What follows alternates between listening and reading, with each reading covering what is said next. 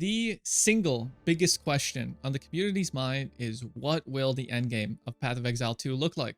After all, that is the one single most important part of the action RPG genre for a lot of us. Getting a build together, finding fun and unique ways to slaughter monsters.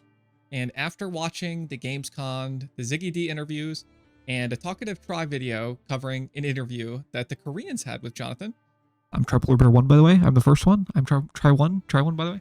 I think we've got a pretty clear picture of what Jonathan expects the endgame to look like.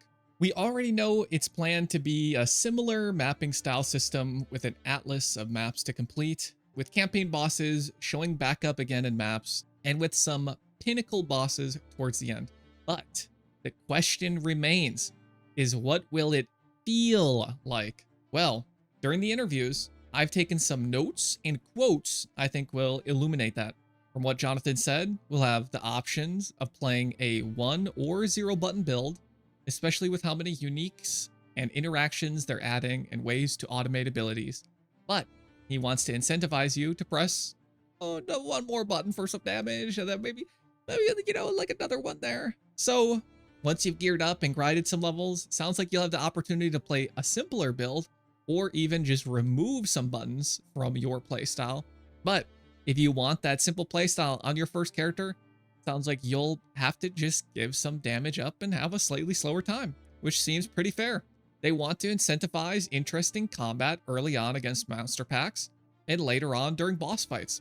So just having all of these builds right-click, pumping out similar damage to the combo you've got to set up and invest into just doesn't really make much sense.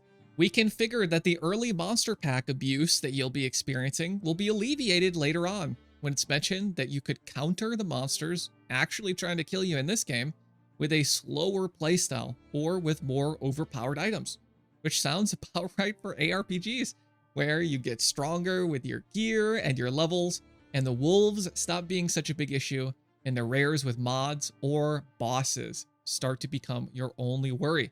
Another quote that corroborates this is when he mentions the mindless grind of mapping, where it sounds like you're just chilling, killing some monsters, grinding out your maps, and I can't imagine it'll be very mindless if you're worrying about every pack of monsters like you were in Act 1.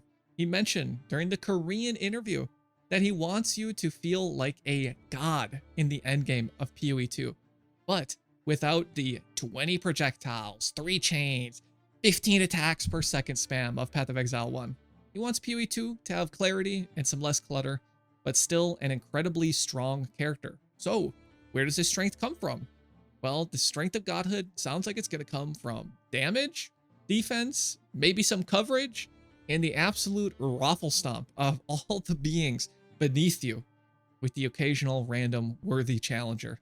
Now, that's the end game. But how about early mapping or atlas progression? Well, I'm pretty sure you're going to get real shafted sometimes. He wants some white monsters to still pack a punch early on, with some examples being like a big rhino that has a big rhino ability that you probably got to get out of the way of or kill before he reaches you. Some monster packs might have a combo of their own they'd like to try it on you. With the monsters in PoE 2 having a real identity that you have to fight against, they'll be trying their hardest to kill you in every convoluted way they can, just as you are to them. With maps introducing a variety of monster types, you won't be saved by having only one zone archetype against you like in the campaign. There's going to be some pretty spicy combos that happen, and you're probably going to get a little bit pissed early on. Now, unfortunately, it's looking like we're going to have another 5-month league.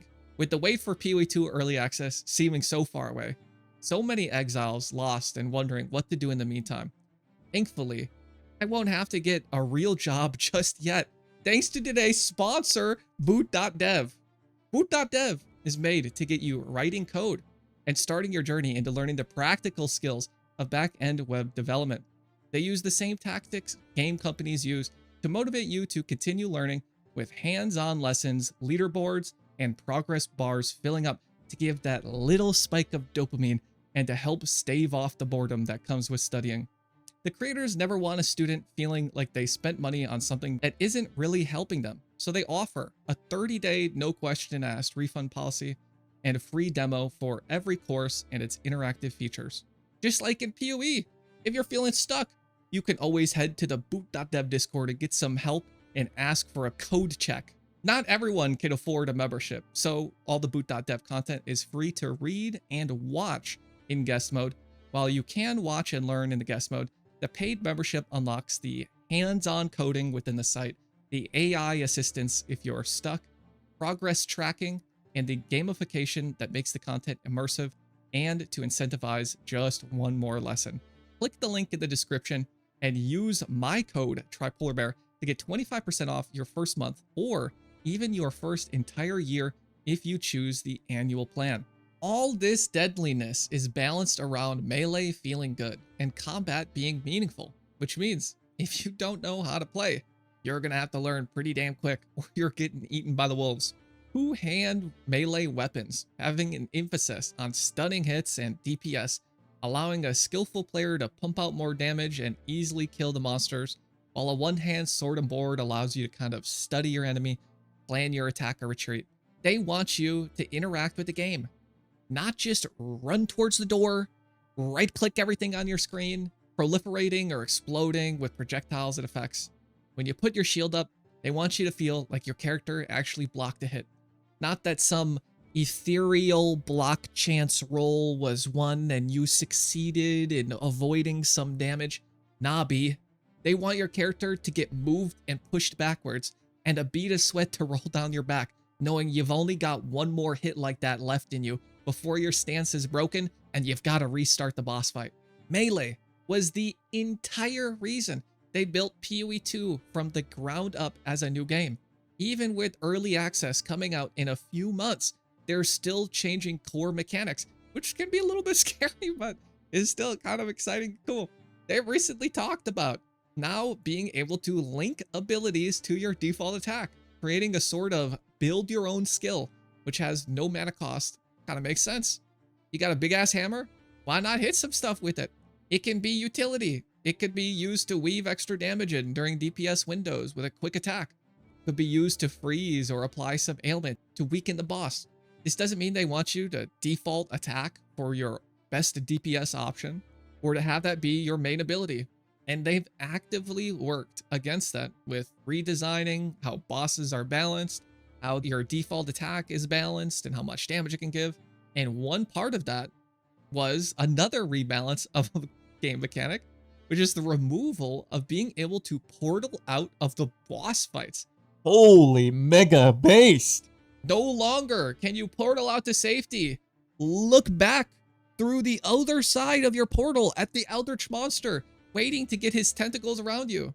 But since you made it through the portal just in time, you can grab a drink from the pub with your bros, mess around with your supports and gear, and at your leisure, walk through to the patient horror that awaits.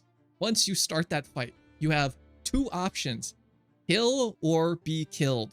With bosses being where most of the meaningful combat is taking place, they've put a huge emphasis on campaign bosses, with Mark, who made some of the endgame bosses in PoE 1, also making them in PoE 2, but now as campaign bosses. In a way, you'll be fighting endgame bosses in PoE 2 pretty early on, with mechanics more interesting and deadly than shoots ice out of her hands and makes water spouts, or hits you with a claw and has a water circle. This is where your first time through some of the end of act bosses may be pretty brutal, until you familiarize yourself with the moveset, learn when you can extend your combo or deal more damage. And I would imagine, just like in PoE 1, knowledge of the fight will make it much easier the next time, especially when your build is properly geared and you're a much more skilled player. So, with all of this, here's my takeaway, my TLDR for PoE 2's endgame. In red maps or the equivalent, it may start a bit brutal.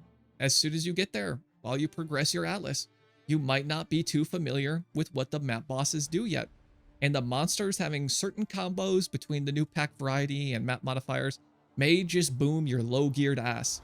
Sometimes you'll get shafted, but as you grind out better gear, level up your character, and get more comfortable with your build's playstyle and boss abilities, you'll start shafting the monsters back. Eventually, you'll hit a point sometime after completing your Atlas and grinding some gear, the monsters won't hit as hard, the packs won't combo you as often, you'll have a rare monster that may give you some trouble, but the map bosses will fall faster and easier, and all that'll be left is to take on the challenge of PoE 2's pinnacle bosses, or of finding the next fun build with less buttons to grind and farm it out in the endgame, basking in the glory of conquering PoE 2's fresh endgame while sipping on the tears of everyone who couldn't find out how to make it there with you. At least, that's what I hope. That's what I hope it'll look like. We'll see though, come soon enough in November 15th. Like and subscribe. I'll see you guys in the next one. Peace.